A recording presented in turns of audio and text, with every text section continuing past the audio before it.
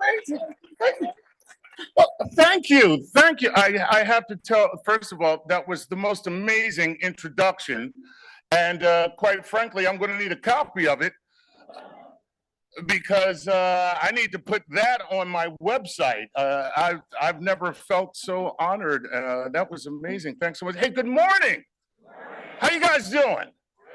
First of all, I am excited to be here with you guys. I hope you are excited. It is so wonderful to be here amongst people so dedicated to environmental sustainability that they would get up in the middle of the night and join together to tackle these issues. And speaking as a stand-up comedian, this is the middle of the night. As a comedian, let me say that the only thing we do before 10 a.m. is roll over. So this is very cool, though. I really wanted to talk mainly about climate change, which is something that I'm very passionate about and involved in. But it snowed yesterday, and it's like 20 degrees today, so it's a hoax.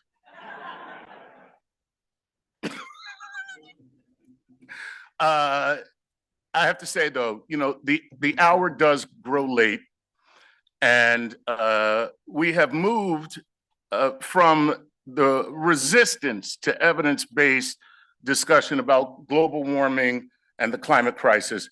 Notice I said them together, all right? Let that be the first thing you take away from this talk. Don't ever say global warming, all right? Because people don't know what it is. And they go, if it's so warm, why is it cold today? You know, and then what you do secretly is go, what an idiot. And that's not productive, okay? So you always say global warming and climate crisis together. Start doing that right now, okay? And the reason you do that is because most likely somebody will say, what do you mean climate crisis? Boom, door open, okay? So we've moved. We used to have substantive discussions about the climate crisis, and we've now moved to open hostility. Open hostility, and it's primarily due to partisan political expediency, pandering, and greed. Let's just be honest. And the problem is enormous at this point. Right now, the dinosaurs are laughing at us. You know, basically, they're just like, we didn't know that a meteor was coming. You know, you guys have Netflix and documentaries, and you still don't care. So let me just say this. The solution, though, is equally as big as the problem and far more powerful than the problem itself. We may be facing an existential threat, but we have a life-giving solution. And the solution is you. That is the solution. Look around this room. This is the solution. If the world is in danger, you are the equivalent of the Avengers. Or if you're in the DC comic, the Justice League, I don't know what that's about, but you know, it doesn't make a difference. Both of them have billionaires. So, yeah. Anyway, not that there's anything wrong with being a billionaire. I am in Connecticut. Let me before I jump into what I want to the meat of what I'm going to say. Let me just give you a little background on me.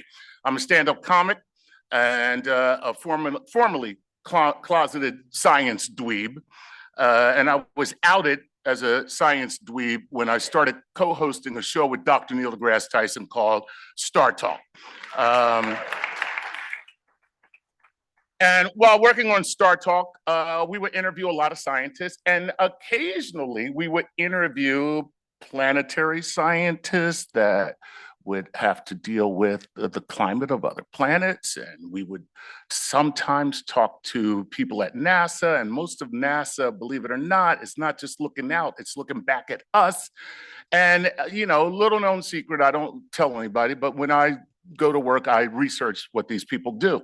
And I would read the research and I was horrified. I mean, I couldn't believe it. I was like, this is real. And I don't hear anybody talking about it. And I decided that the only thing that I could do was anything that I could do. And honestly, that is where we have to start with this issue. It doesn't make a difference who you are or what you do. This is a crisis that the whole world is facing. That means that every single person can be involved. It doesn't make a difference who you are or what you do. You can be involved as part of the solution to the climate crisis. And, you know, that is encouraging. Believe it or not, a lot of people want to be a part of a solution, and you have to find out how they want to be a part of that solution.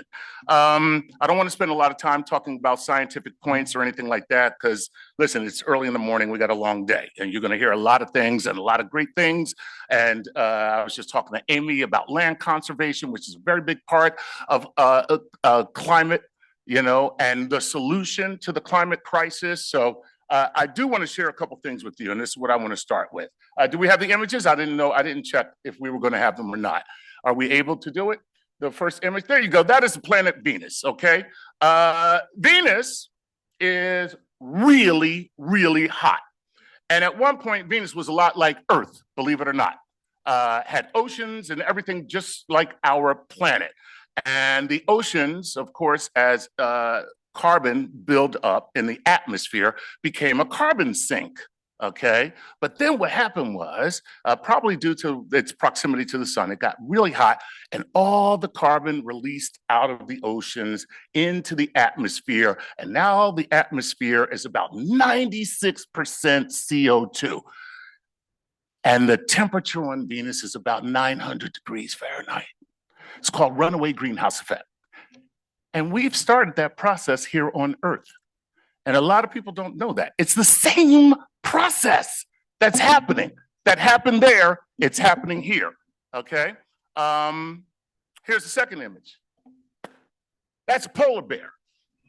Polar bear has become pretty much the poster animal for the climate crisis. Everywhere you go, you see a polar bear in trouble because, quite frankly, it's losing its habitat, and due to the climate crisis, you know, they may become extinct. They'll definitely be endangered, and you know, that's a problem. Here's the third image. Nobody cares about either one of them. They don't. Nobody cares. You do. Okay, but most people do not care. I asked my own wife, I said, do you care about the polar bears? She said, of course I care about the polar bears, very indignantly. I said, what are you doing to help the polar bears? She said, why am I on trial about the polar bears? What is this about? And I was just proving a point. I said, you care about Charlie's friends. Charlie's our 11-year-old daughter. So you care about Charlie's friends? You don't know any of them. She said, they're kids, they're here, I see them. And I went, oh, so that's the real deal. This is why nobody cares about Venus, even though it's a perfect picture of what could happen here. This is why nobody cares about polar bears. When's the last time you saw a polar bear? And you were like, I gotta help that polar bear. No, okay? So what I'm trying to say is, in order to get people to care about this issue, what we have to do is meet them where they care, okay? It's not about convincing people. It's not about giving them facts. It's about meeting them where they care. I know I don't have a lot of time. I've probably been talking a lot. Do anybody know how much time I've been up here? Because I forgot how much time I've been up here. Have I been up here 15 minutes? I only get 20. Holy crap. All right, let me start a clock. All right, I'm gonna skip all this stuff from the Yale University. Okay, all right. All right, these are just some things that you wanna keep in mind, all right? Recent studies, okay?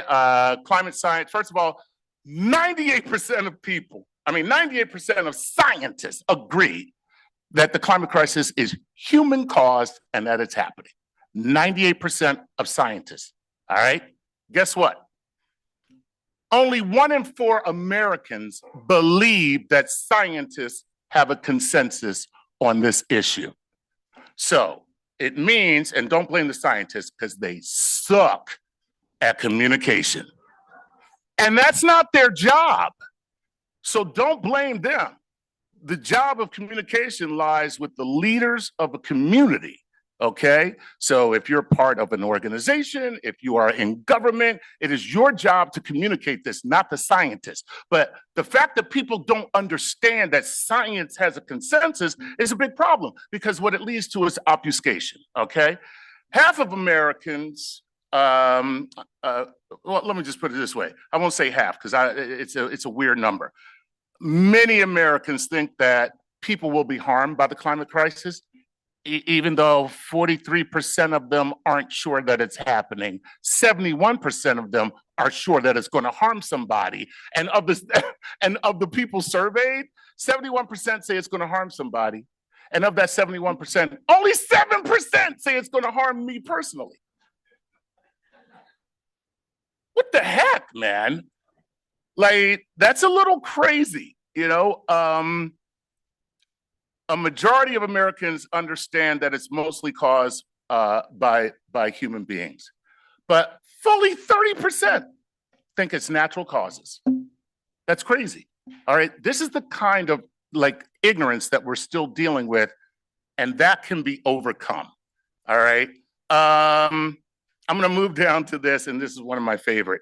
Okay, I don't know if you know this study, but it's called energy realism. And what they did very quickly was they asked people on top of your utility bills, would you give $1 to combat the climate crisis? Guess how many people said they'll donate $1 on their utility bill? Just yell it out. Give me a guess. Somebody said 9, and that's the closest. 7%. $1. And people were just like, no, I'm not giving $1, not in. And I think, quite frankly, it's because it was a utility bill. You can't mess with people. Seriously. Like right now, we just had a whole election that went south, if you're on a particular side, over eggs. People were just like, do you like freedom? Yeah, I like eggs more. I need cheap eggs. So yeah, I think it's because, but the point of the study was this: once you start asking people to make a sacrifice, they're less willing to be involved. All right. So how do we get people to get on board? Number one, you're not going to win with reason. So let me just give you a quick little something about reason. The human brain, quite frankly, was not developed to use reason to win arguments, okay? The human brain evolved to use reason as a way for large groups of people to work together and accomplish things, which means that your reason, quite frankly, does you the most good when it allows you to get along with other people. So if those other people have a certain belief that is contrary to facts, guess what you'll probably do as a human being? You'll go along with it, okay?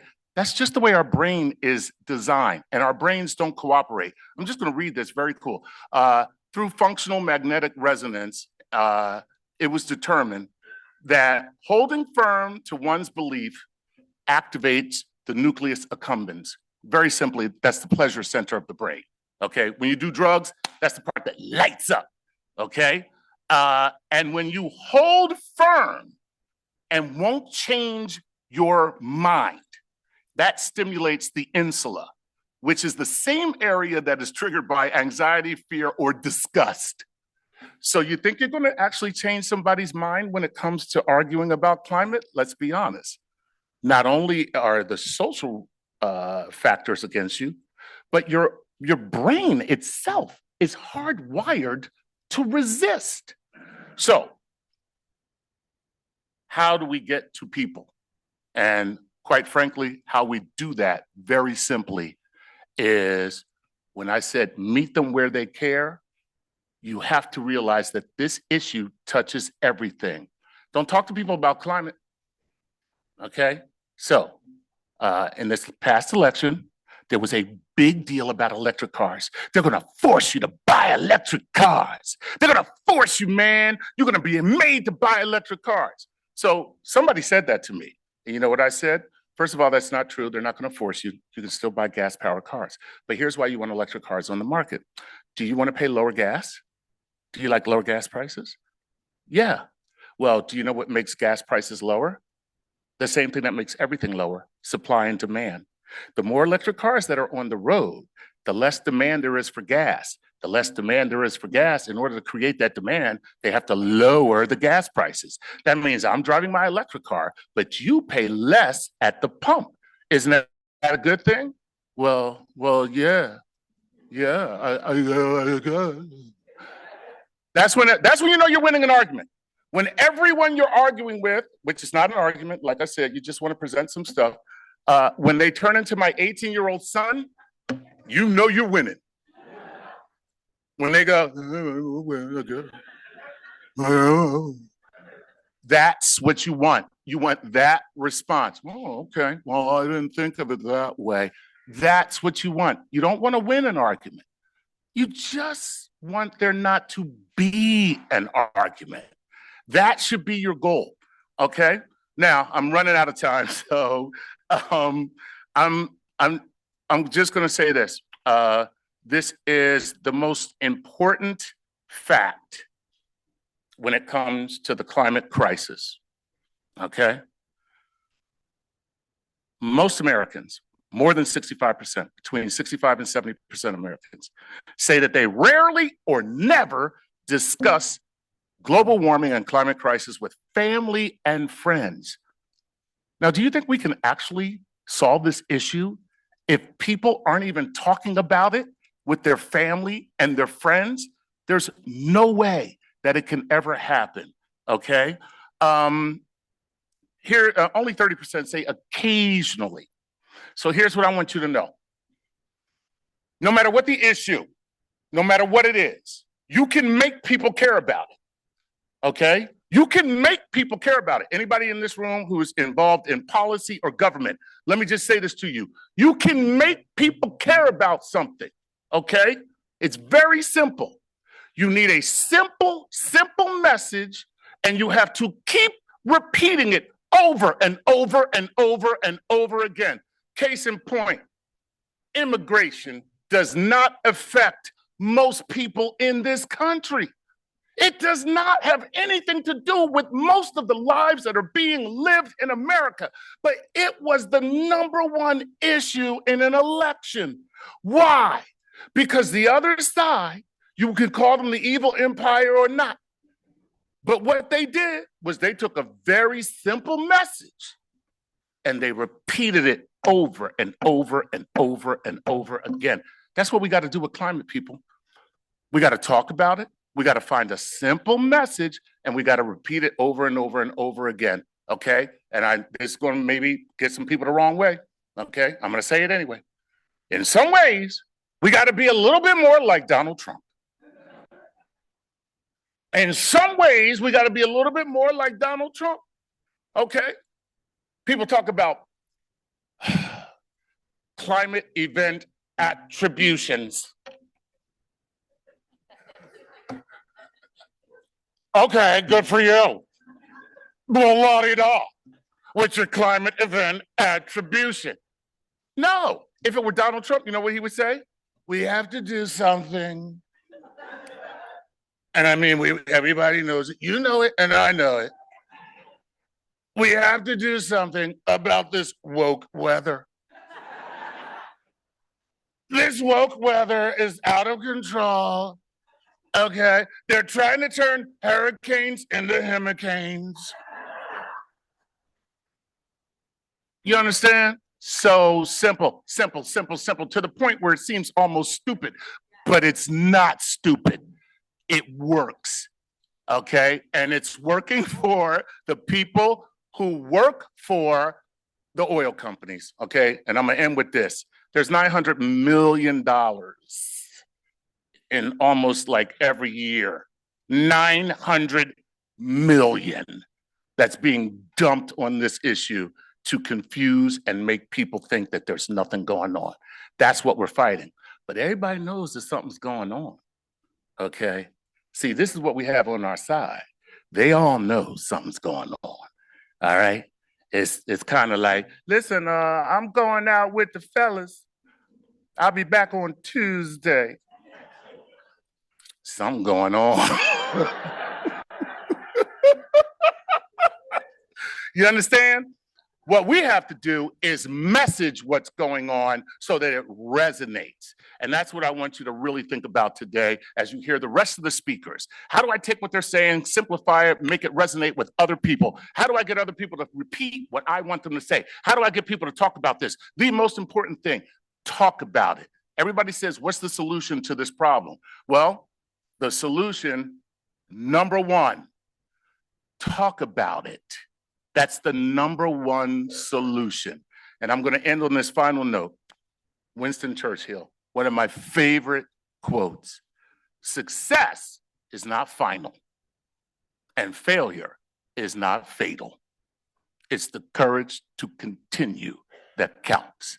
Everybody in this room is a person of courage. Thank you.